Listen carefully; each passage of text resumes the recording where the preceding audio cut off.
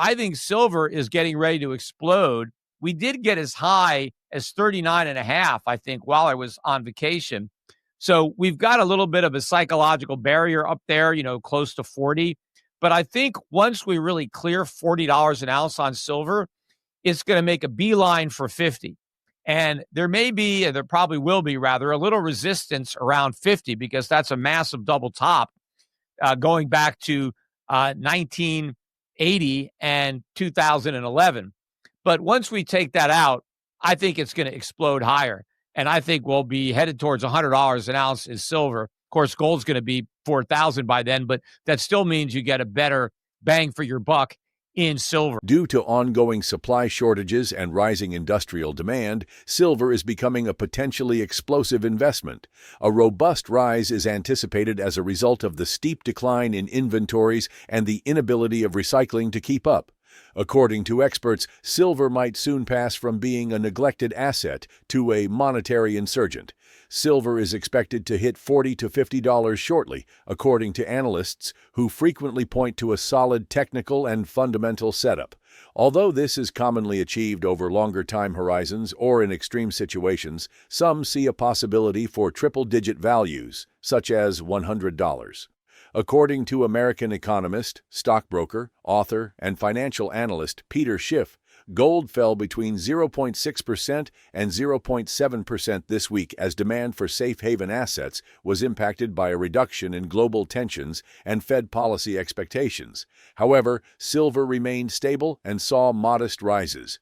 UBS and others now view mining equities as undervalued and positioned for expansion, with GDX already outperforming gold by a wide margin. Mining ETFs have significantly outpaced traditional gold ETFs, offering compelling leverage for aggressive investors. Despite strong earnings and sector momentum, mining stocks remain attractively priced relative to gold, setting the stage for potential catch-up gains. Because of this, he argues that mining stocks remain undervalued compared to the value of gold itself. ETFs like GDX and GDXJ outperform gold, despite recent profits and fundamentals looking strong, while valuations lag. Gold miners are enjoying a significant surge in 2025. GDX is up over 32%, GDXJ over 30%, and Ring over 33%. These figures contrast sharply with traditional gold ETFs like SPDR Gold Shares, GLD, and iShares Gold Trust, IAU, both up only about 15.5%. Analysts attribute this trend to continued macroeconomic drivers, tariffs, trade tensions, and potential monetary easing that support miners' free cash flow and positioning. Check out the video for more details.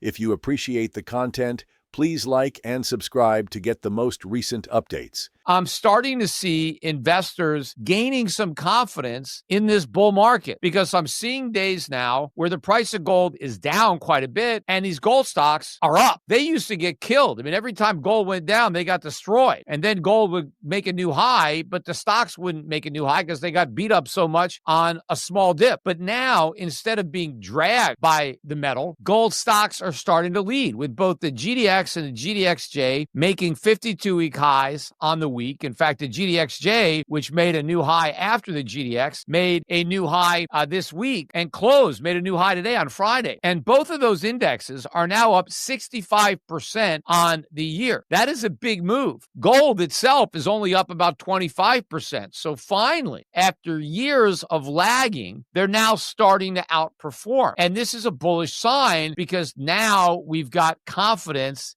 in this bull market. Now, some people might say, well, isn't that a contrarian indicator now that people are buying these stocks? Because this is sophisticated money. The public is not involved. And it's not like this is a mania, a blowout stage where you go to the supermarket and the cashiers are talking about the penny gold stock that they just bought. The public is not involved in this market. This is more sophisticated money finally moving in. And the way I noticed that is a lot of these gold stocks, when they report their earnings, recently, every time they reported earnings, even if they beat numbers, they killed the stocks. And if they missed numbers, they destroyed the stocks. A lot of companies have come out with earnings over the last couple of weeks. Some of them beat, some of them have missed, but even the misses were great earnings because, compared to what they earned the prior year. But what I've noticed is every time these stocks get sold off, almost reflexively on these earnings, they bounce right back. It might not be the same day, maybe the next day, next 2 days, but they recover everything and move higher. So you have big money now that is buying the dips in these stocks. And this is just the beginning of a huge wave. In fact, that's why, if you remember back in April, I kind of angered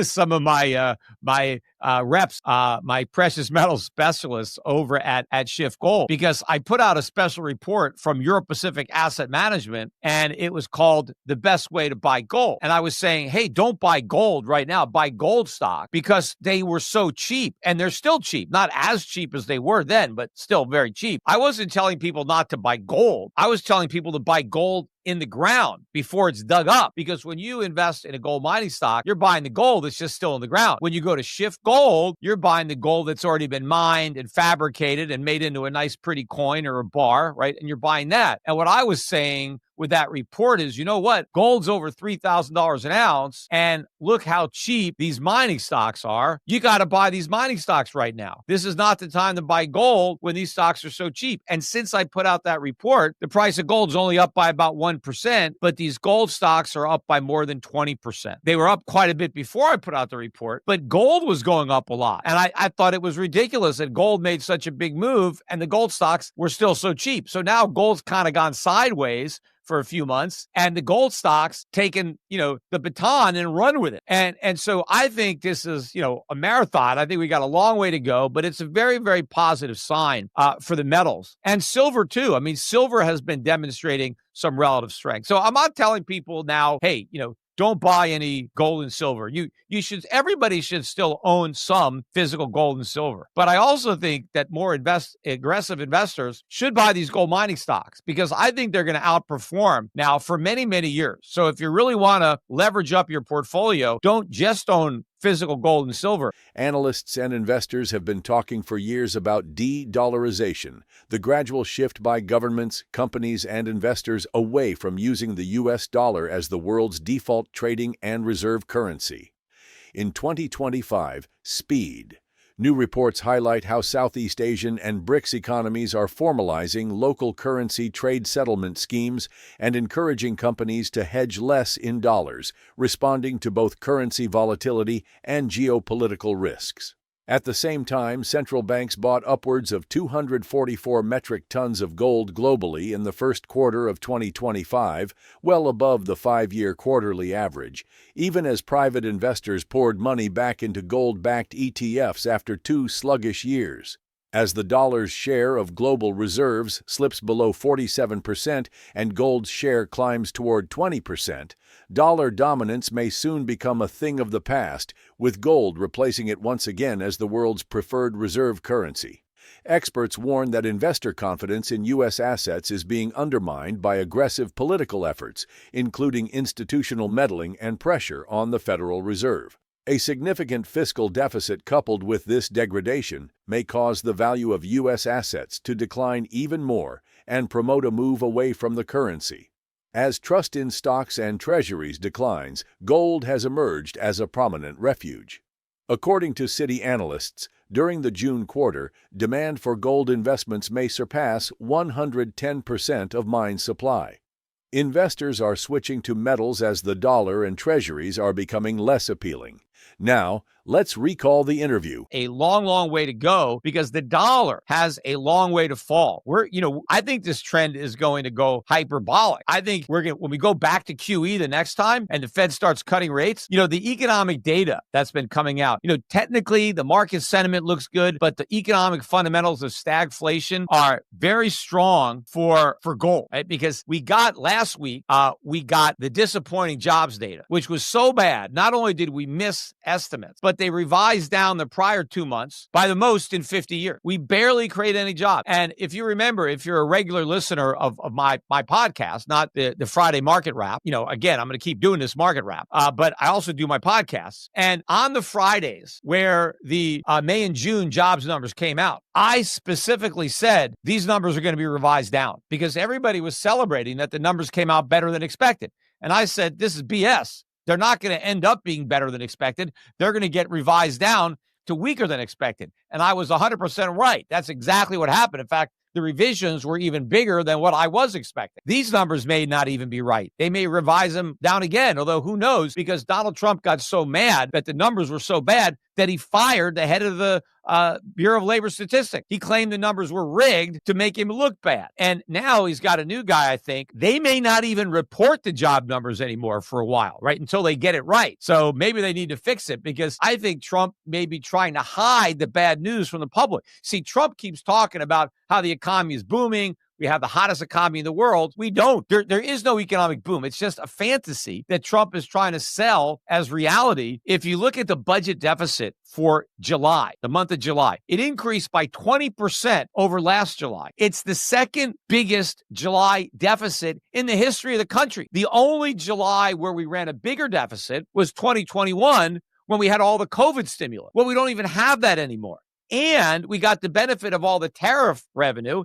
Yet even with the tariffs, we still had the second biggest July deficit ever. Now, if we had a booming economy, we wouldn't have booming deficit. Booming economies reduce the deficit, right? Because the government doesn't have to spend as much on unemployment or welfare, and people are earning more money. They're paying more taxes. There's more jobs. There's more profits. And so the government is in better shape. The fact that the deficits are exploding is more proof that the economy is not. In fact, if you look at a lot of other economic data, the signs of stagflation are everywhere. In fact, this week, yesterday, we got the producer price index for July spiked up 0.9, way more than expected. Year over year number, much bigger than expected. I've been saying for a while, inflation has bottomed and is headed much higher. And now we're starting to see it in the data. Of course, we're going to see bigger and bigger prints in the months ahead as a lot of the tariffs really start to get factored in to these prices. And of course, businesses are going to end up raising prices by more than the tariffs. I mean, not only are they not going to absorb the tariffs, not only the consumer is going to pay more as the prices go up, sales volumes go down. And so now businesses are forced to generate profits on lower sales. So how do they do that? Well, they need to increase their margins. So they have even higher prices and they try to make a profit with a smaller group of customers. But it's not just the tariffs and the need to, increase margins that are going to cause prices to go up. The dollar is very weak and is going to get a lot weaker. In fact, the dollar fell again this week. And even though we got a big bounce in the stock market, again, we had new highs this week, record highs, NASDAQ, S&P 500. That's all a bunch of speculation. Those markets. Gold's tenacity and the superior performance of mining companies underscore a broader change in investment strategy, while silver's tightening supply and rising industrial demand prepared the ground for a substantial gain. Both metals and miners seem to be well positioned for long-term success as de-dollarization picks up speed and central banks invest in gold. The message is unambiguous. Investors are gradually shifting their holdings from the dollar to hard assets. Will silver's shortage of supply cause it to go toward $50 more quickly than analysts anticipate? As the de-dollarization trend picks up steam, can mining stocks continue to beat real gold? Please feel free to share your thoughts by leaving a comment below. If this video was helpful to you, please remember to subscribe for more content and give it a thumbs up. Thank you for coming along on this journey with us.